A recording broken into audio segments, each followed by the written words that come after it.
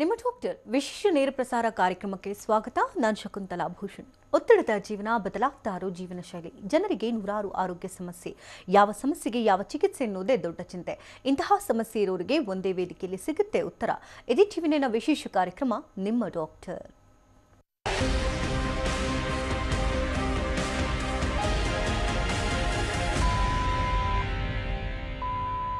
Varicose veins ಅನ್ನುವುದು ಅಶುದ್ಧ ರಕ್ತವನ್ನು ಸಾಗಿಸುವ ರಕ್ತನಾಳಗಳಾದ ಅಪಧಮನಿಗಳಿಗೆ ಸಂಬಂಧಪಟ್ಟಂತಹ ಕಾಯಿಲೆ. ನಮ್ಮ ದೇಹದಲ್ಲಿ ಎರಡು ರೀತಿಯ ಹೃದಯ ನಾಳಗಳಿದೆ. ಒಂದು ದೇಹದ ನಾನಾ ಭಾಗಗಳಿಗೆ ಶುದ್ಧ ರಕ್ತವನ್ನು ಕೊಂಡೊಯ್ಯುವುದು ಧಮನಿ ಅಂತಾರೆ. ಇದಕ್ಕೆ ವಿರುದ್ಧವಾಗಿ ಅಶುದ್ಧ ರಕ್ತವನ್ನು ಕೊಂಡೊಯ್ಯುವುದನ್ನು ಅಪಧಮನಿ ಅಂತ ಹೇಳ್ತಾರೆ. ಇನ್ನು ಹೃದಯ ನಾಳದ ಕಾಯಿಲೆಗಳಲ್ಲಿ, ಹೈ ರಿಸ್ಕ್ ಕಾಯಿಲೆಗಳಲ್ಲಿ ಈ ವೆರಿಕೋಸ್ ವೇನ್ಸ್ ಅನ್ನೋದು ಪ್ರಮುಖ ಸ್ಥಾನವನ್ನು ಕೂಡ ಪಡೆದುಕೊಳ್ಳುತ್ತೆ. ಕೆಲವರ ದೇಹದಲ್ಲಿನ ಅಸಮರ್ಪಕ ಕ್ರಿಯೆಗಳಿಂದಾಗಿ ಈ ರಕ್ತನಾಳಗಳು ಉಬ್ಬಿ ಬರುತ್ತೆ. ಹಾಗೆ ಸಾಕಷ್ಟು ದೈಹಿಕ ಚಟುವಟಿಕೆ ಇಲ್ಲದೆ ಇರೋದು ಕಾಲುಗಳಲ್ಲಿನ ರಕ್ತದ ಹರಿವನ್ನು ಕಡಿಮೆ ಮಾಡುತ್ತೆ. ಇದು ರಕ್ತನಾಳಗಳ ಮೇಲೆ ಗುಳ್ಳೆಗಳ ರಚನೆಗೂ ಕೂಡ ಕಾರಣವಾಗುತ್ತೆ. ಇದನ್ನು ವೆರಿಕೋಸ್ ವೇನ್ಸ್ ಅಥವಾ ಉಬ್ಬಿರುವ ರಕ್ತನಾಳಗಳು ಅಂತ ನಾವು ಕರಿತೇವೆ. ಈ ಕಾಯಿಲೆಯಿಂದ ಬಳಲುವವರು ಸಾಕಷ್ಟು ಜನ. ಆದರೆ ಒಳ್ಳೆ ರೀತಿಯ ಚಿಕಿತ್ಸೆಯನ್ನ ಪಡೆದುಕೊಂಡ್ರೆ ಈ ಒಂದು ರೋಗದಿಂದ ದೂರವಾಗಬಹುದು. ಹಾಗಾದರೆ ಇದಕ್ಕೆ ಪರಿಣಾಮಕಾರಿ ಚಿಕಿತ್ಸೆ ಯಾವ ರೀತಿ ಇದೆ ಅಂತ ತಿಳಿಸೋದಕ್ಕೆ ಎವಿಸ್ ಆಸ್ಪತ್ರೆಯ ವೈದ್ಯರಾಗಿರ್ತಕ್ಕಂಥ ಡಾಕ್ಟರ್ ವಿನಯ್ ನ್ಯಾಪತಿ ಅವರು ನಮ್ಮೊಂದಿಗಿದ್ದಾರೆ. ಬನ್ನಿ ಅವರ ಕಾರ್ಯಕ್ರಮಕ್ಕೆ ವೆಲ್ಕಮ್ ಮಾಡ್ಕೋಣ. Sir, welcome to the show. ತುಂಬ ಜನ ತುಂಬ ವರ್ಷಗಳಿಂದ ಕಾಲು ನೋವು ಅಂತ ಹೇಳ್ತಿರ್ತಾರೆ. ಡಾಕ್ಟರ್ ಹತ್ರ ಹೋಗ್ತಾರೆ, ಅಥವಾ ತಕ್ಷಣಕ್ಕೆ ಏನಾದರೂ ಒಂದು ಟ್ಯಾಬ್ಲೆಟನ್ನು ಹೋಮ್ ರೆಮಿಡಿನ ಮನೆಯಲ್ಲಿ ಮಾಡ್ಕೊಳ್ತಾರೆ. ಆದರೆ ಕಡಿಮೆನೇ ಆಗೋದಿಲ್ಲ. ತುಂಬ ವರ್ಷಗಳಾದ ನಂತರದಲ್ಲಿ ಉಬ್ಬಿರೋ ರಕ್ತನಾಳಗಳು ಕಾಣಿಸ್ಕೊಳ್ಳುತ್ತೆ. ಆಗ ಅದು ವೆರಿಕೋಸ್ ವೇನ್ಸ್ ಅಂತ ಗೊತ್ತಾಗುತ್ತೆ. ಅಂದರೆ ನಾರ್ಮಲ್ ಕಾಲ್ ಪೇಯ್ನ್ಗೂ ಈ ವೆರಿಕೋಸ್ನಲ್ಲಿ ಬರ್ತಕ್ಕಂಥ ಕಾಲಿನ ನೋವುಗಳಿಗೂ ಡಿಫ್ರೆನ್ಸ್ ಏನೇನಿರುತ್ತೆ? ಸೊ ವೆರಿಕೋಸ್ ವೇನ್ಸ್ ಒಂದು ಸರ್ತಿ ಬಂದ ತಕ್ಷಣ ಅದು ಒಂದು ವ್ಯಾಸ್ಕ್ಯುಲರ್ ಪ್ರಾಬ್ಲಮ್ ಅಂತ ಫಸ್ಟ್ ಅದು ಗೊತ್ತಾಗಬೇಕು. ಅದು ಫಸ್ಟ್. ಇನ್ನೊಂದು ಏನಂದರೆ, ನೀವು ಕೇಳಿದ ಪ್ರಕಾರ varicose veins vascular pains very common pains. ಅವು ಅಂದರೆ ಕಾಲಿಂದ ಬೆಳಗಿನಿಂದ ಸಾಯಂಕಾಲ ತನಕ ವಾಕಿಂಗ್ ಮಾಡ್ತಾ ಇದ್ದರೆ ಸಾಯಂಕಾಲ ಅಷ್ಟೊತ್ತಿಗೆ ಕಾಲಲ್ಲಿ ಊತ ಬರ್ತಾ ಇರ್ತದೆ. ಅದು ಸ್ವಲ್ಪ ಜನಕ್ಕೆ ಭಾಳ ಜನಕ್ಕೆ ನವೆ ಇರ್ತದೆ. ನವೆ ಅಂದರೆ ಇಚ್ಚಿಂಗು ಈ ಥರ, ಇಲ್ಲಾಂದರೆ ಸ್ಕಿನ್ ಡಿಸ್ಕಲರೇಷನ್ಸು, ಇಂಥವು ಪ್ರಾಬ್ಲಮ್ಸ್ ಇರ್ತವೆ. ಒಂದು ಸರ್ತಿ ಸಸ್ಪಿಷನ್ ಜಾಸ್ತಿ ಇದ್ದಾಗ, ವ್ಯಾಸ್ಕ್ಯುಲರ್ ಪೇಯ್ನ್ಸ್ ಜಾಸ್ತಿ ಇದ್ದಾಗ, ಒಂದು ಸರ್ತಿ ಒಂದು ಕಲರ್ ಡಾಪ್ಲರ್ ಅಂದರೆ ಒಳ್ಳೆ ವ್ಯಾಸ್ಕ್ಯುಲರ್ ಸರ್ಜನ್ ಹತ್ರ ಹೋಗಿ ಒಂದು ಸರ್ತಿ ತೋರಿಸ್ಕೊಂಡ್ರೆ ಅವರೊಂದು ಕಲರ್ ಡಾಪ್ಲರ್ ಸ್ಕ್ಯಾನಿಂಗ್ ಒಂದು ಸರ್ತಿ ಮಾಡಿಸ್ತಾರೆ. ಇವಾಗ ಅದು ಒಂದು ಸ್ಕ್ಯಾನಿಂಗು ನಿಂತ್ಕೊಂಡೇ ಮಾಡಿಸ್ಕೋಬೇಕಾಗತ್ತೆ. ಯಾಕಂದರೆ ನಿಂತ್ಕೊಂಡ್ರೇ ಈ ಥರ ಬಂದಿರೋ ಡಿಸೀಸಸ್ ಇವೆಲ್ಲ, ವೆರಿಕೋಸ್ ವೇನ್ಸ್ ಇವೆಲ್ಲ. ಸೊ ಆ ವೆರಿಕೋಸ್ ವೇನ್ಸ್ ಸ್ಕ್ಯಾನಿಂಗ್ ಮಾಡಿದರೆ ಈ ರಕ್ತನಾಳಗಳ ಸೈಜ್ ಎಷ್ಟಿದೆ ಅಂತ ಗೊತ್ತಾಗತ್ತೆ. ಓಕೆ. ಹಾಗೆ ಇತ್ತೀಚಿನ ದಿನಗಳಲ್ಲಿ ವೆರಿಕೋಸ್ ವೇನ್ಸ್ ತುಂಬ ಜಾಸ್ತಿ ಆಗ್ತಾ ಇದೆ. ತುಂಬಾ ಓವರ್ ವೆಯ್ಟ್ ಆಗ್ತಾ ಇದ್ದಾರೆ. ಆಫ್ಟರ್ ಪ್ರೆಗ್ನೆನ್ಸಿ ಕೂಡ ನಾವು ಹೆಚ್ಚಾಗಿ ಕಾಣ್ತಾ ಇದ್ದೀವಿ. ಇನ್ನು ವಯಸ್ಸಾದವರಲ್ಲೂ ಕೂಡ ಹೆಚ್ಚಾಗಿ ಕಾಣ್ತಾ ಇದ್ವಿ. ಯಾವ ರೀತಿ ಇದು ಪರಿಣಾಮಕಾರಿಯಾಗುತ್ತೆ ಅಂತ? ಸೊ ಒಂದು ಸರ್ತಿ ವ್ಯಾರಿಕೋಸ್ ವೇನ್ಸು ಯೂಶ್ವಲಿ ಈ ಥರ varicose veins the genetic reasons ಜಾಸ್ತಿ ಇರ್ತದೆ. 50 to 60% ಜನಕ್ಕೆ ಬ್ಲಡ್ ರಿಲೇಷನ್ಸಲ್ಲಿ ಜಾಸ್ತಿನೇ ಕಾಣಿಸ್ತಾ ಇರ್ತದೆ. ಅದು ಬಿಟ್ಟು ಭಾಳ ಜನಕ್ಕೆ ನಿಂತ್ಕೊಂಡು ಕೆಲಸ ಮಾಡೋರು, ಅಂದರೆ ಫರ್ಟಿಲೈಸರ್ ಶಾಪ್ಸಲ್ಲಿ ನಿಂತ್ಕೊಂಡು ಕೆಲಸ ಮಾಡೋರು, ಮಾರ್ಕೆಟಿಂಗ್ ಅವರು, ಇಲ್ಲಾಂದರೆ ಮೀಡಿಯಾದವರು, ಪೊಲೀಸವರು, ಇಂಥವ್ರಿಗೆ ಜಾಸ್ತಿನೇ ಕಾಣಿಸ್ತಾ ಇರ್ತದೆ. ಹೆಚ್ಚಾಗಿ ಪ್ರೆಗ್ನೆನ್ಸಿ ಆದಮೇಲೆ, ಒಂದು ಒನ್ ಆರ್ 2 ಪ್ರೆಗ್ನೆನ್ಸಿ ಆದಮೇಲೆ ಒಂದು ಈ ಥರ ವೆರಿಕೋಸ್ ವೇನ್ಸ್ ಈ ಥರ ಕಾಣಿಸೋದು ಭಾಳ ಕಾಮನ್. ಒಬ್ರು ಕಾಲರ್ ಇದ್ರೆ ಮಾತಾಡ್ತಾರ. ಶಿವದೇವ ಕರೆ ಮಾಡಿದ್ದಾರೆ ಬಾಗ್ಲೂರಿಂದ. ನಮಸ್ತೆ ಶಿವದೇವ ಅವರೇ. ನಮಸ್ತೆ ಮೇಡಮ್, ನಾವು ಬಾಗ್ಲೂರಿಂದ ಮಾತಾಡೋದು. ಡಾಕ್ಟರ್ ಇದ್ರೆ ಮಾತನಾಡಿ. ನಮಸ್ತೆ ಸರ್. ಹೇಳಿ ಸರ್. ನಮಸ್ಕಾರ. ಈಗ ನಮಗೆ ಒಂದು ಆಕ್ಸಿಡೆಂಟ್ ಆಗಿ 2 ಬಸ್ ಮಧ್ಯೆ ಸಿಕ್ಕಾಕೊಂಡು ಒಂದು ವಾರ ಆದ್ಮೇಲೆ ಕಾಲ್ನಲ್ಲಿ ಊತ ಬಂದ್ಬಿಡ್ತು. ಓಕೆ. ಅದಕ್ಕೆ ಜಯದೇವದಲ್ಲಿ ಸ್ಟೆಂಟ್ ಹಾಕಿದ್ದಾರೆ. ಬಟ್ ಅದು ವೆರಿಕೋಸ್ ವೇನ್ ಅಲ್ಲ, 2 ಕಾಲು ಊದಿದ್ದಾವೆ. Okay okay. ಅದಕ್ಕೆ ನಿಮ್ಮಲ್ಲಿ ಏನಾದ್ರು ಪರಿಹಾರ ಸಿಗುತ್ತೆ ಸರ್? ನೀವು ಒಂದು ಸರ್ತಿ ಬಂದು ಏನೇನು ಸ್ಟೆಂಟ್ ಹಾಕಿದ್ದಾರೆ, ಎಲ್ಲಿ ಹಾಕಿದ್ದಾರೆ ಒಂದು ಸರ್ತಿ ನೋಡ್ಬೇಕು ಸರ್. ಅದಕ್ಕೊಂದು ಸ್ಕ್ಯಾನಿಂಗ್ನಿಂದ ಒಂದು CT ಸ್ಕ್ಯಾನಿಂಗ್, CT ಪೆರಿಫರಲ್ ವೀನೋಗ್ರಾಮ್ ಅಂತ ಒಂದು ಸರ್ತಿ ಮಾಡಿಸ್ಕೋಬೇಕು. ಎಲ್ಲಿ ಹಾಕಿದ್ದಾರೆ ಸ್ಟಂಟ್ ಅಂತ ನೋಡಬೇಕು. ನೋಡಿದ ಮೇಲೆ ಒಂದು ಸರ್ತಿ ನೋಡಿ ಡೆಫಿನೆಟಾಗಿ ಹೇಳ್ತೀನಿ ಸರ್ ನಿಮಗೆ. ನಿಮ್ಮಲ್ಲೇ ಮಾಡ್ತೀರಾ ಸರ್ ಅದು ಸ್ಕ್ಯಾನಿಂಗ್? ಎಲ್ಲ ಮಾಡ್ತೀವಿ ಸರ್. CT ಸ್ಕ್ಯಾನ್ ನಮ್ಮಲ್ಲಿ ಮಾಡಲ್ಲ, ಅದು ಬೇರೆ ಕಡೆ ಮಾಡಿಸ್ಕೋಬೇಕು. ಅಲ್ಟ್ರಾಸೌಂಡ್ ಸ್ಕ್ಯಾನಿಂಗ್ ಒಂದೇ ನಾವು ಮಾಡ್ತೀವಿ. ಓಕೆ, ಧನ್ಯವಾದ ಶಿವದೇವ ಅವರೇ ಕರೆ ಮಾಡೋದಕ್ಕಾಗಿ. ಮಂಜು ಕರೆ ಮಾಡಿದ್ದಾರೆ ಬೆಂಗಳೂರಿನಿಂದ. ನಮಸ್ತೆ ಮಂಜು ಅವರೇ. ಡಾಕ್ಟರ್ ಇದ್ದಾರೆ, ಮಾತನಾಡಿ. ಸಮಸ್ಯೆ ಏನಿದೆ? ಸರ್ ನಮಸ್ಕಾರ, ಹೇಳಿ. ಅಲ್ಲ ಸರ್, ನಾನು ಮಂಜು ಅಂತ. ಯಾಕಾಗಿ ಅದೇ ನೋವು ಬರ್ತಿತ್ತು ಸರ್ ಯಾವಾಗ್ಲೂ. ನಾನು ತುಂಬಾ ತಾಪಸಲ್ಲಿ ಇದ್ದೀನಿ ಸರ್. ಅದರಿಂದ ಒಂಚೂರು 2 ಹೆಣ್ಮಕ್ಳು ಬೇರೆ ಸರ್. ಸೊ ನಾನು ಡಾಕ್ಟರ್ ವ್ಯಾಸ್ಕ್ಯುಲರ್ ಕಾಲುಗಳು ನೋವು ಈ ಥರ ಇದ್ದವ್ರಿಗೆ ನಾನು ಒಂದು ಸರ್ತಿ ನೋಡ್ತಾ ಇರ್ತೀನಿ ಸರ್. ನೀವು ಒಂದು ಸರ್ತಿ ಕಾರ್ಡಿಯಾಲಜಿಸ್ಟ್ ಹತ್ರ ಒಂದು ಸರ್ತಿ ಹೋಗಿ, ಇಲ್ಲಾಂದರೆ ಹತ್ತಿರದಿರಲೋ, ಇಲ್ಲ ನೀವು ಬೆಂಗಳೂರಲ್ಲಿ ಮಾತಾಡ್ತಿದ್ರೆ ಜಯದೇವ ಆಸ್ಪತ್ರೆಯಲ್ಲಿ ಒಂದ್ಸರ್ತಿ ತೋರಿಸ್ಕೊಳ್ಳಿ, ಬೆಟರ್ ಅದು. ಓಕೆ, ಧನ್ಯವಾದ ಮಂಜು ಅವರೇ ಕರೆ ಮಾಡೋದಕ್ಕೆ. ಇನ್ನು ವೆರಿಕೋಸ್ ವೇನ್ಸ್ ಬಗ್ಗೆ ಮಾತನಾಡ್ತಾ ಇದ್ವಿ. ಈ ಸಿಂಪ್ಟಮ್ಸ್ಗಳು ಹೇಗೆ ತಿಳ್ಕೊಳ್ಳೋದು? ಸ್ಟಾರ್ಟಿಂಗ್ ಸ್ಟೇಜಸ್ಸಲ್ಲೇ ನಮಗೆ ಗೊತ್ತಾದರೆ ಬೇಗ ಚಿಕಿತ್ಸೆಯನ್ನು ಪಡೆದುಕೊಳ್ಬಹುದು. ತುಂಬ ಜನ ಮುಂದೆ ಹೋಗಿ ಏನೋ ದುಷ್ಪರಿಣಾಮಗಳಾಗೋ ಸಂದರ್ಭದಲ್ಲಿ ತಿಳ್ಕೊಳ್ತಾರೆ. ಹೇಗೆ ಮುಂಚೆನೇ ತಿಳ್ಕೊಳ್ಳೋದು? ಇನಿಷಿಯಲಿ ಒಂದು ಸರ್ತಿ ವ್ಯಾರಿಕೋಸ್ ವೇನ್ಸ್ ಇದ್ದಾಗ ಒಂದು ವ್ಯಾಸ್ಕ್ಯುಲರ್ ಪ್ರೈನ್ ಅಂತ ಭಾಳ ಜನಕ್ಕೆ ಗೊತ್ತಿಲ್ಲ, ಇದ್ರ ಬಗ್ಗೆ ಮಾಹಿತಿ ಇಲ್ಲ. ಸೊ ವ್ಯಾರಿಕೋಸ್ ವೇನ್ಸ್ ಅನ್ನೋದು ಒಬ್ಬ ಎದ್ದು ಕಾಣಿಸಿದ್ರೇ ವ್ಯಾರಿಕೋಸ್ ವೇನ್ಸ್ ಅಂತ ಅನ್ಕೊಂತಾರೆ ಭಾಳ ಜನ. ಅದು ಕರೆಕ್ಟೇ, ಬಟ್ 30 to 40% ಜನಕ್ಕೆ ಮಾತ್ರನೇ ಈ ಥರ ವ್ಯಾರಿಕೋಸ್ ವೇನ್ಸ್ ಕಾಣಿಸ್ತಾ ಇರ್ತದೆ. ಭಾಳ ಜನಕ್ಕೆ ಕಾಲಲ್ಲಿ ಊತ, ಚರ್ಮದ ಬಣ್ಣ ಕಪ್ಪಗಾಗೋದು, ಇಲ್ಲಾಂದರೆ ಹುಣ್ಣಾಗೋದು ಈ ಥರನೂ ಇರ್ತವೆ. ಸೊ ಈ ಸ್ಪೆಕ್ಟ್ರಮ್ 2 ಥರ ಸ್ಪೆಕ್ಟ್ರಮ್ ಇದೆ. ಒಂದು ಸ್ಪೆಕ್ಟ್ರಮಲ್ಲಿ ವೆರಿಕೋಸ್ ವೇನ್ಸ್ ಕಾಣಿಸ್ತಾ ಇರ್ತದೆ, ಇನ್ನೊಂದು ಸ್ಪೆಕ್ಟ್ರಮಲ್ಲಿ ಕಾಣಿಸಲ್ಲ. ಬಟ್ ಈ ಥರ ಸೆಲ್ಯುಲೈಟಿಸು, ಇನ್ಫೆಕ್ಷನ್ಸು, ರಿಪೀಟೆಡ್ ಇನ್ಫೆಕ್ಷನ್ಸ್ ಆಗೋದು, ಇಲ್ಲಾಂದರೆ ಹುಣ್ಣಾಗೋದು ಈ ಥರ ಇದ್ದರೆ ಇದೂ ವ್ಯಾರಿಕೋಸ್ ವೇನ್ಸ್ ಸಂಬಂಧಪಟ್ಟಿದ್ದೆ. ಸೊ ಒಂದು ಸರ್ತಿ ವ್ಯಾರಿಕೋಸ್ ವೈನ್ಸು ನಮಗೆ ಗೊತ್ತಾದ ಮೇಲೆ ಏನು ಪರಿಣಾಮಗಳು ಇರ್ತವೆ ಅಂತ ಕೇಳಿದಿರಲ್ಲ, ಇದಕ್ಕೆ ಭಾಳ ಜನಕ್ಕೆ ಈ ಥರ ವೆರಿಕೋಸ್ ವೇನ್ಸ್ ಇದ್ದವ್ರಿಗೆ ತುಂಬ ಜನ ನೆಗ್ಲೆಕ್ಟ್ ಮಾಡ್ತಾರೆ ಈ ಥರ ವೆರಿಕೋಸ್ ವೇನ್ಸ್ ಇರೋದು. ಸೊ ಸ್ವಲ್ಪ ಜನಕ್ಕೆ ವೆರಿಕೋಸ್ ವೇನ್ಸ್ ಒಳಗೆ ರಕ್ತನಾಳಗಳು ಹಿಪ್ಪುಗಟ್ಟುತ್ತೆ, ಅದಕ್ಕೆ ಬ್ಲಡ್ ಕ್ಲಾಟ್ಸ್ ಆಗಿ ಒಂದೊಂದು ಸರ್ತಿ ಹಾರ್ಟ್ಗೆ ಹೋಗಿ ಹಾರ್ಟ್ ಬ್ಲಾಕ್ ಮಾಡುತ್ತೆ. ಇನ್ನೊಂದು ಏನಂದರೆ ಇನ್ಫೆಕ್ಷನ್ಸ್, ರಿಪೀಟೆಡ್ ಆಗಿ ಸೆಲ್ಯುಲೈಟಿಸ್ ಇನ್ಫೆಕ್ಷನ್ಸ್, ಕಾಲಲ್ಲಿ ಬಾವು ಬಂದುಬಿಟ್ಟು ಇನ್ಫೆಕ್ಷನ್ಸ್ ಆಗ್ತಾ ಇರ್ತದೆ. Repeated infections in the legs is cause for varicose veins. ಇನ್ನು ಸ್ವಲ್ಪ ಜನಕ್ಕೆ ಚರ್ಮದ ಬಣ್ಣ ಕಪ್ಪಗಾಗ್ಬಿಟ್ಟು ಬ್ಲ್ಯಾಕಾಗಿ ಆಗಿಬಿಟ್ಟಿರ್ತದೆ, ಅದೂ ಆ್ಯಂಕಲ್ ಜಾಯಿಂಟ್ ಮೇಲ್ಗಡೆನೇ ಜಾಸ್ತಿ ಕಾಣಿಸ್ತಾ ಇರ್ತದೆ.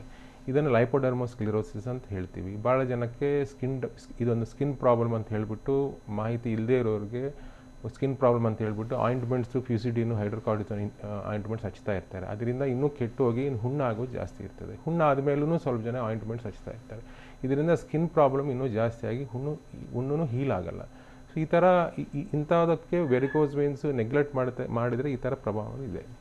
ಓಕೆ, ಈಗ ತುಂಬ ಜನ ಸ್ಟಾಕಿನ್ಸ್ ಯೂಸ್ ಮಾಡೋದನ್ನ ನಾವು ನೋಡಿರ್ತೀವಿ.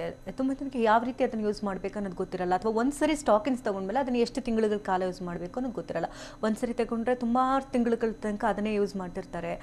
ಇದು ಸ್ಟಾಕಿನ್ಸ್ ಯೂಸ್ ಮಾಡೋದು ಹೇಗೆ ಪದ್ಧತಿ? So that's a very good question.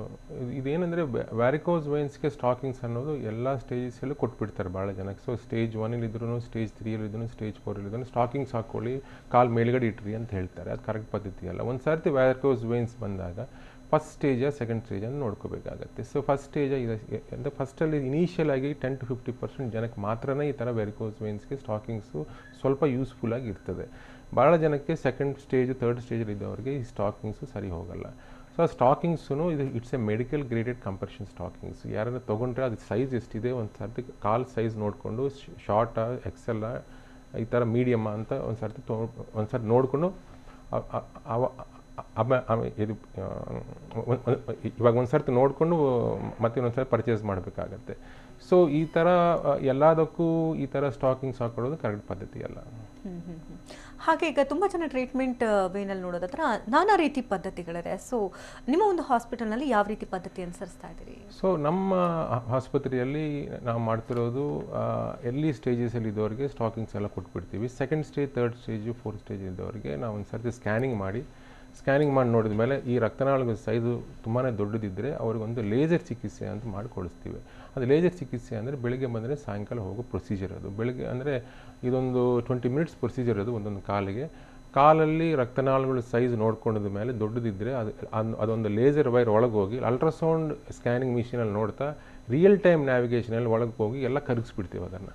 So ಇದೊಂದು 25 minutes to 30 minutes ಪ್ರೊಸೀಜರು. ಬೆಳಗ್ಗೆ ಬಂದರೆ ಸಾಯಂಕಾಲ ಹೋಗ್ಬೋದು. ಇದರಲ್ಲಿ ಕಟ್ ಮಾಡೋದು, ಹೊಲಿಗೆ ಹಾಕೋದು, ಬೆನ್ನಲ್ಲಿ ಎನೆಸ್ಥೀಶಿಯಾ ಕೊಡೋದು ಇರಲ್ಲ. ಲೋಕಲ್ ಎನೆಸ್ಥೀಶಿಯಲ್ಲಿ ಮಾಡಿಬಿಟ್ಟು ಕಳಿಸ್ತೀವಿ. ಯಾರ್ಯಾರು ಮಾಡಿಸ್ಕೊಳ್ಬೋದು? ಸೊ ಇನಿಷಿಯಲಿ ಒಂದು ಸರ್ತಿ ಯಾರು ಮಾಡಿಸ್ಕೋಬೇಕು ಅಂದರೆ ಇನಿಷಿಯಲ್ ಆಗಿ ಎರ್ಲಿ ಸ್ಟೇಜಸಲ್ಲಿ ಇದ್ದವ್ರಿಗೆ ಅವ್ರ ಕಾಲಲ್ಲಿ ನೋವು ಜಾಸ್ತಿ ಇಲ್ಲ, ಜಸ್ಟ್ ಸೈಟಾಗಿದ್ದವ್ರು ಅಂದರೆ ಅಂಥವ್ರಿಗೆ ಒಂದು ಸ್ಟಾಕಿಂಗ್ಸ್ ಮಾಡಿ ಕೊಡ್ತೀವಿ ಅವ್ರಿಗೆ. ಮುಖ್ಯವಾಗಿ ಇದು ಏನಂದರೆ ಇದರಲ್ಲಿ ಟ್ಯಾಬ್ಲೆಟ್ಸು, ಆಯಿಂಟ್ಮೆಂಟ್ಸು, ಇಂಜೆಕ್ಷನ್ಸ್ಗೆ ವೆರಿಕೋಸ್ ವೇನ್ಸ್ ಹೋಗಲ್ಲ. ಸೊ ಭಾಳ ಜನ ಟ್ಯಾಫ್ಲಾನ್ ಟ್ಯಾಬ್ಲೆಟ್ಸು, ಈ ಥರ ಇಂಜೆಕ್ಷನ್ಸು, ಆಯಿಂಟ್ಮೆಂಟ್ಸ್ ತೊಗೊತಾರೆ. ಅದರಿಂದ ಏನೂ ಉಪಯೋಗ ಇರಲಿಲ್ಲ. ಸೊ ಇನಿಷಿಯಲ್ ಸ್ಟೇಜಸ್ ಅವ್ರು ಇದ್ದವ್ರಿಗೆ ಸ್ಟಾಕಿಂಗ್ಸು ಹಾಕ್ಕೋಬೇಕು ಫಸ್ಟ್ ಥಿಂಗ್. ಸೆಕೆಂಡ್ ಸ್ಟೇಜಸ್ ಇರೋದಂದರೆ ಕಾಲಲ್ಲಿ ಊತ ಬಂದ ಮೇಲೂ ಸ್ಟಾಕಿಂಗ್ಸ್ ಹಾಕೋಬಾರ್ದು ಅಂತ ಹೇಳಿದ್ದೀನಲ್ಲ, ಅಂಥವ್ರಿಗೆ ಕಾಲಲ್ಲಿ ಬಾವು ಬಂದು ಇನ್ಫೆಕ್ಷನ್ಸ್ ಆಗಿ, ಇಲ್ಲಾಂದರೆ ಕಾಲಲ್ಲಿ ಚರ್ಮದ ಬಣ್ಣ ಕಪ್ಪಗಾಗೋದು, ಇಲ್ಲಾಂದರೆ ಹುಣ್ಣಾಗೋದು, ಇಂಥವ್ರಿಗೆ ಲೇಸರ್ ಚಿಕಿತ್ಸೆ ಡೆಫಿನೆಟ್ಲಿ ಮಾಡ್ಕೋಬೇಕಾಗತ್ತೆ. ಈಗ ಒಂದು ಸರಿ ಆಪರೇಷನ್ ಆದ ನಂತರದಲ್ಲಿ ಲೈಫ್ನಲ್ಲಿ ಯಾವ ರೀತಿ ಇರಬೇಕಾಗತ್ತೆ? ಒಂದು ಸರ್ತಿ ಆಪರೇಷನ್, ಒಂದು ಸರ್ತಿ ಲೇಸರ್ ಚಿಕಿತ್ಸೆ ಮಾಡ್ಕೊಂಡಿದ್ಮೇಲೆ ಡೆಫಿನೆಟಾಗಿ ನೆಕ್ಸ್ಟ್ ಅವತ್ತಿನ ದಿನನೇ ಒಂದು ಸರಿ ಇವತ್ತು ಮಾಡಿದರೆ ಆಪರೇಷನ್ ಸಾಯಂಕಾಲಕ್ಕೆ ನಾವು ಆ ಪೇಷಂಟ್ಗೆ ಯಾರು ಮಾಡಿಸ್ಕೊಂಡಿದ್ದಾರೋ ಅವ್ರಿಗೆ ಹೇಳ್ತೀವಿ 10 to 15 ಮಿನಿಟ್ಸ್ ವಾಕಿಂಗ್ ಮಾಡಲೇಬೇಕು. ಅವರು ಯಾವ ಸ್ಟೇಜಲ್ಲಿ ಇದ್ದಾರೋ, ಇನಿಷಿಯಲ್ ಸ್ಟೇಜಸಲ್ಲಿ ಬಂದವರು, ಫಸ್ಟ್ ಸೆಕೆಂಡ್ ಥರ್ಡ್ ಸ್ಟೇಜಲ್ಲಿ ಬಂದಿರೋ ಅವ್ರಿಗೆ ನೆಕ್ಸ್ಟ್ ಡೇನಿಂದ ಅವ್ರ ಕೆಲಸ ಅವ್ರು ಮಾಡ್ಕೋಬೋದು. ಹುಣ್ಣಾಗಿರೋರಿಗೆ ಡೆಫಿನೆಟಾಗಿ ಅವ್ರು 4 ಲೇಯರ್ಸ್ ಬ್ಯಾಂಡೇಜಸ್ ಎಲ್ಲ ಹಾಕಿ 1-2 ವಾರ 3 ವಾರ ಆದಮೇಲೆ ಅವ್ರ ಕೆಲಸ ಅವ್ರು ಮಾಡ್ಕೋಬೋದು. ರಾಗ್ಲಿ ನೀವು ಹೇಳ್ತಾ ಇದ್ರೆ ಲೇಸರ್ ಟ್ರೀಟ್ಮೆಂಟ್ ಬಗ್ಗೆ. ಈಗ ವಯಸ್ಸಾದ್ರು ಅಂದರೆ ಲೇಸರ್ ಟ್ರೀಟ್ಮೆಂಟ್ ಅಂತ ಒಂದು ಸ್ವಲ್ಪ ಹೆದರ್ಕೊಳ್ಳೋದು ಜಾಸ್ತಿ. ಒಂದ್ಸರಿ ಲೇಸರ್ ಟ್ರೀಟ್ಮೆಂಟ್ ಮಾಡಿಸ್ಕೊಂಡ್ರೆ ಮತ್ತೆ ಮಾಡಿಸ್ಕೊಳ್ಬೇಕೇನೋ, ಅಥವಾ ಒಂದು ಕಾಲಿಗೆ ಬಂದರೆ ಮತ್ತೆ ಇನ್ನೊಂದು ಕಾಲಿಗೆ ಏನಾದ್ರು ರಿವರ್ಸ್ ಆಗುತ್ತೇನೋ, ಆ ಥರ ಎಲ್ಲ ಭಯ ಇರುತ್ತೆ. ಸೊ ಇದಕ್ಕೆ ತೆರೆ ಹೇಳೋದಾದರೆ so definitely age is not the criteria ಇಲ್ಲಿ. ಏಕೆಂದರೆ ಒಂದು ಕಾಲಿಗೆ ಬಂದರೆ 60% ಜನಕ್ಕೆ ಇನ್ನೊಂದು ಕಾಲಿಗೂ ಬರ್ಬೋದು ಆ್ಯಕ್ಚುಲಿ. ಸೊ ಅದೊಂದು ನಾನು ನಮ್ಮದ್ರಲ್ಲಿ ಓಲ್ಡೆಸ್ಟ್ ಪೇಷಂಟ್ 92 year old ಪೇಷಂಟ್ಗೆ ಹುಣ್ಣಾಗಿ ಇದ್ದರು. ಅವ್ರಿಗೆಲ್ಲರಿಗೂ ಲೇಸರ್ ಮಾಡಿ ಮತ್ತು ಆ ಹುಣ್ಣೆಲ್ಲ ಹೀಲ್ ಮಾಡಿ ಕಳಿಸಿದ್ದೀನಿ. So age is not the criteria. ಅವ್ರು ಎಷ್ಟು ಹೆಂಗಿದ್ದಾರೆ ಅಂದರೆ, ಎಷ್ಟು ವಾಕಿಂಗು ಲೈಫ್ ಸ್ಟೈಲ್ ಹೆಂಗಿದೆ ಅಂತ ನೋಡ್ಕೋಬೇಕು. ಸೊ ಒಂದೊಂದು ಸರ್ತಿ 90 year old ಯಂಗ್ ಮ್ಯಾನ್ ಇರ್ಬೋದು, ಇಲ್ಲಾಂದರೆ 60 year old ಓಲ್ಡ್ ಪರ್ಸನ್ ಇರ್ಬೋದು. ಸೊ ಅವ್ರ ಮೆಂಟಾಲಿಟಿ ಬಗ್ಗೆ ಹೋಗುತ್ತೆ. ಒಂದು ಸರ್ತಿ ಲೇಸರ್ ಚಿಕಿತ್ಸೆ ಮಾಡಿಸ್ಕೊಂಡ್ಮೇಲೆ ಅವ್ರ ವಾಕಿಂಗ್ ಸ್ಟೈಲು, ಅವ್ರ ರನ್ನಿಂಗು ಏನು ಮಾಡ್ತಾರೋ ಅವ್ರು ಮಾಡ್ಕೋಬೇಕಾಗುತ್ತೆ. ಓಕೆ. ಅಂದರೆ ಈ ಲೇಸರ್ ಚಿಕಿತ್ಸೆಗಳಂದರೆ ಈಗ BP ಇರುತ್ತೆ, ಶುಗರ್ ಇರುತ್ತೆ, ಅಥವಾ ಬೇರೆ ಬೇರೆ ಕಾಯಿಲೆಗಳೇನಾದರೂ ಉಣ್ಣಾಗಿರ್ತಾರೆ, ಅಥವಾ ಮಂಡಿ ಚಿಪ್ಪಿನ ಸಮಸ್ಯೆಗಳಿರುತ್ತೆ. ಸೊ ಈ ರೀತಿ ಸಮಸ್ಯೆಗಳಿದ್ರೂ ಕೂಡ ಈ ಆಪರೇಷನ್ಗೆ ಒಳಗಾಗಬಹುದಾ? ಡೆಫಿನೆಟ್ಲಿ ಒಂದು ಸರ್ತಿ BP ಇದ್ರೂ ಈ ಥರ ಆಪರೇಷನ್ಸ್, ಈ ಲೇಸರ್ ಚಿಕಿತ್ಸೆ ಆಪರೇಷನ್ನಲ್ಲಿ BP ಇದ್ರೂ ಏನು ಪ್ರಾಬ್ಲಮ್ ಇರಲ್ಲ. ಯಾಕಂದರೆ ಇದು ಸ್ಪೈನಲ್ ಅನೆಸ್ಥೀಶಿಯಾ ಕೊಡಲ್ಲ, ಅಂದರೆ ಬೆನ್ನಿನ ಅನೆಸ್ಥೀಶಿಯಾ ಕೊಡಲ್ಲ, ಜನರಲ್ ಅನೆಸ್ಥೀಶಿಯಾ ಇರಲ್ಲ, ಲೋಕಲ್ ಅನೆಸ್ಥೀಶಿಯಲ್ಲಿ ಮಾಡಿಬಿಟ್ಟು ಕಳಿಸ್ತೀವಿ. So BP is not a big issue ಇಲ್ಲಿ. ಬಟ್ ಶುಗರ್ ಇರೋರಿಗೆ ನಾವೇನು ಹೇಳ್ತೀವಿ ಅಂದರೆ ಬೇಗನೆ ಬಂದು ಮಾಡಿಸ್ಕೊಳ್ಳೋದು ಬೆಟರ್ ಅಂತ ಹೇಳ್ತೀವಿ. ಯಾಕಂದರೆ ಶುಗರ್ ಇದ್ದರೆ ಒಂದು ಸರ್ತಿ ಇನ್ಫೆಕ್ಷನ್ ಬಂದಾಗ ಅವ್ರ ಹೀಲಿಂಗು ತುಂಬಾ ಲೇಟ್ ಆಗುತ್ತೆ.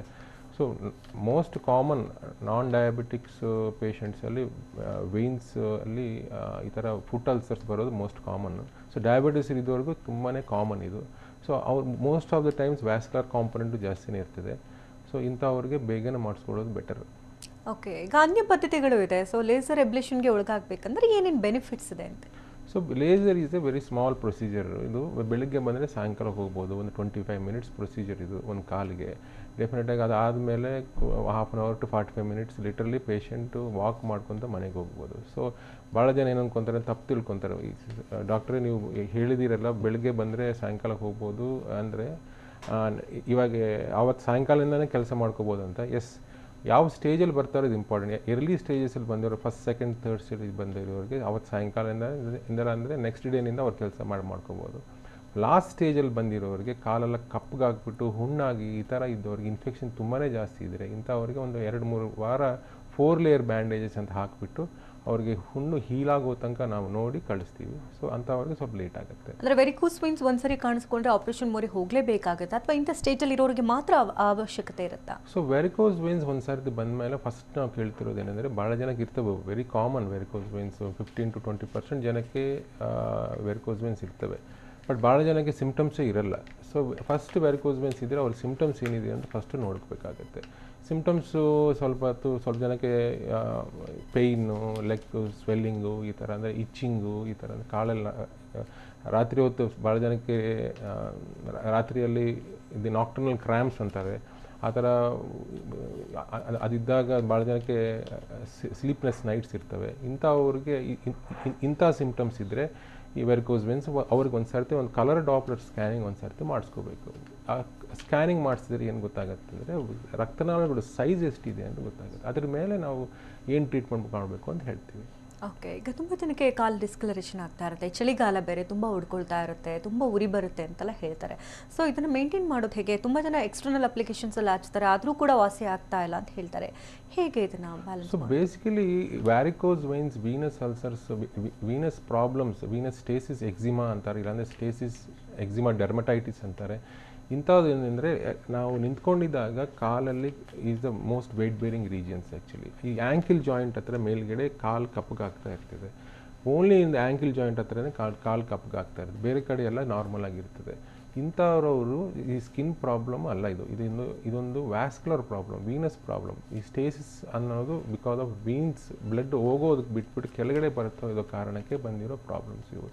ಇದಕ್ಕೆ ನಾವು ಆಯಿಂಟ್ಮೆಂಟ್ಸು ಈ ಒಂದು ಇಂಜೆಕ್ಷನ್ಸು ಆ ರೀಜನಲ್ಲಿ ತೊಗೊಂಡ್ರೆ ಏನು ಉಪಯೋಗ ಇರಲ್ಲ. ಯಾಕಂದರೆ ಇದೊಂದು ಸ್ಕಿನ್ ಪ್ರಾಬ್ಲಮ್ ಅಲ್ಲ, ಇದೊಂದು ವ್ಯಾಸ್ಕ್ಯುಲರ್ ಪ್ರಾಬ್ಲಮ್. ಸೊ ಒಂದು ಸರ್ತಿ ಈ ಥರ ಪ್ರಾಬ್ಲಮ್ ಇದ್ದರೆ ಒಂದು ಸರ್ತಿ ಸ್ಕ್ಯಾನಿಂಗ್ ಮಾಡಿ ಒಂದು ಸರ್ತಿ ನೋಡ್ಕೋಬೇಕಾಗುತ್ತೆ. ಆರೋಗ್ಯದ ದೃಷ್ಟಿಯಿಂದ ಒಂದು ಕಡೆ ನೋಡೋದಾದರೆ ತುಂಬ ಜನ ಸೌಂದರ್ಯದ ಬಗ್ಗೆನೂ ಕೂಡ ಕಾಳಜಿನ ವಹಿಸ್ತಾರೆ. ತುಂಬ ಶಾರ್ಟ್ ಡ್ರೆಸ್ ಹಾಕೋಕ್ಕಾಗಲ್ಲ, ಫುಲ್ ಡ್ರೆಸ್ಸೇ ಹಾಕಬೇಕು ಅಥವಾ ಹೊರಗಡೆ ಓಡಾಡೋಕ್ಕಾಗಲ್ಲ, ಈ ರೀತಿ ಎಲ್ಲ ಸಮಸ್ಯೆಗಳಿರುತ್ತೆ. ಸೊ ಅದರಿಂದ ಕಂಪ್ಲೀಟಾಗಿ ಮುಕ್ತಿ ಹೊಂದಬಹುದಾ? ಡೆಫಿನೆಟ್ಲಿ ಒಂದು ಸರ್ತಿ ಅದು ಮೂಲ ಕಾರಣ ಏನಿದೆ ಅಂತ ಒಂದು ಸರ್ತಿ ಸ್ಕ್ಯಾನಿಂಗ್ ಮಾಡಿದ್ರೇ ಗೊತ್ತಾಗುತ್ತೆ ಅದು.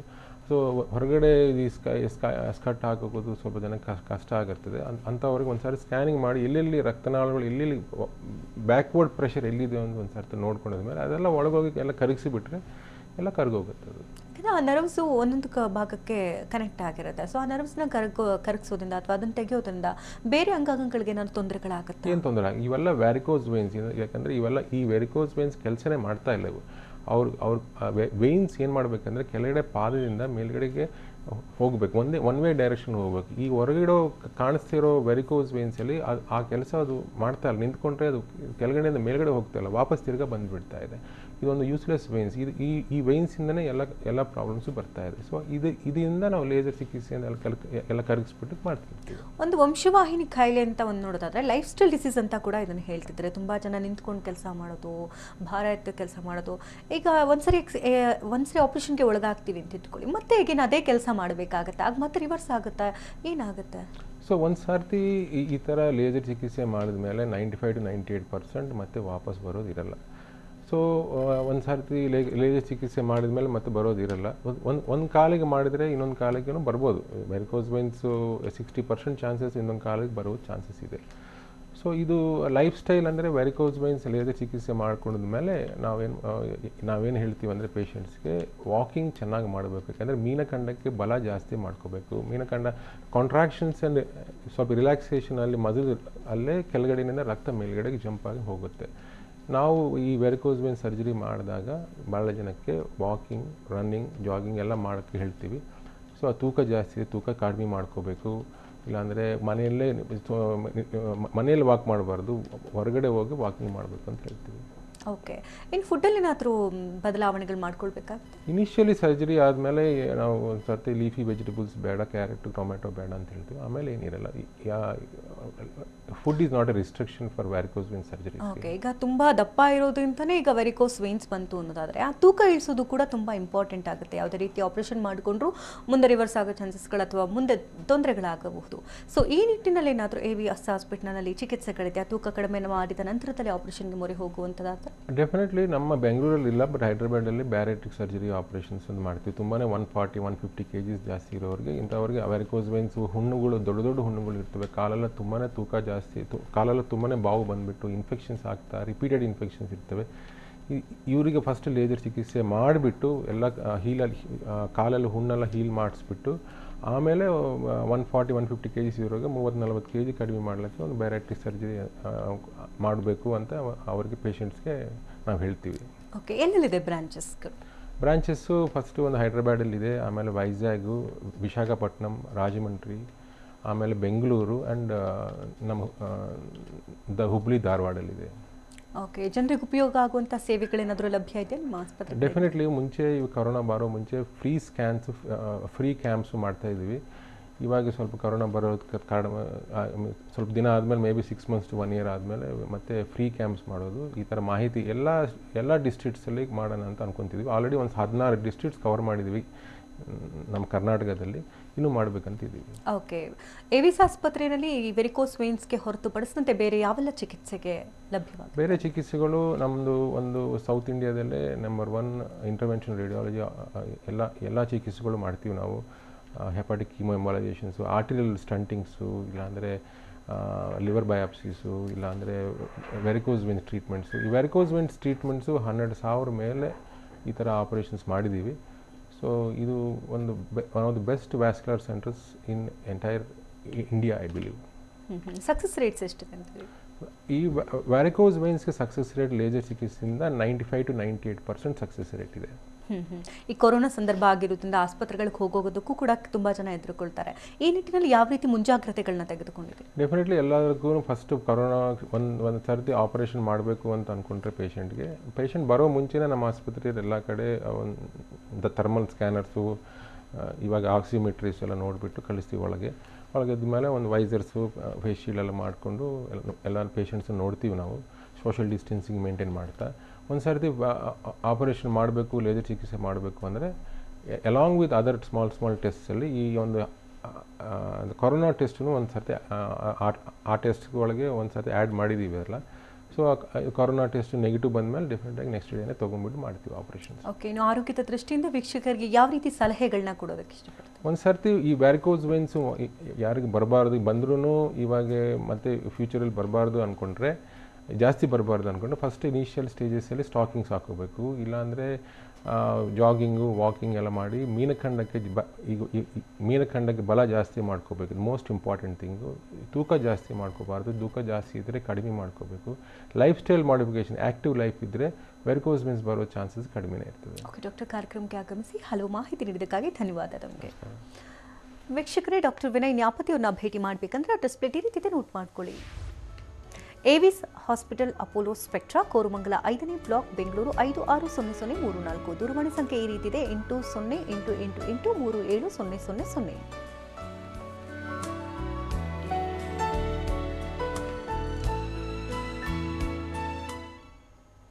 ಇದು ಈ ಹೊತ್ತಿನ ವಿಶೇಷ. ನಿಮ್ಮ ಡಾಕ್ಟರ್. ನಿರಂತರ ಸುದ್ದಿಗಾಗಿ ನೋಡ್ತಾರೆ TV9.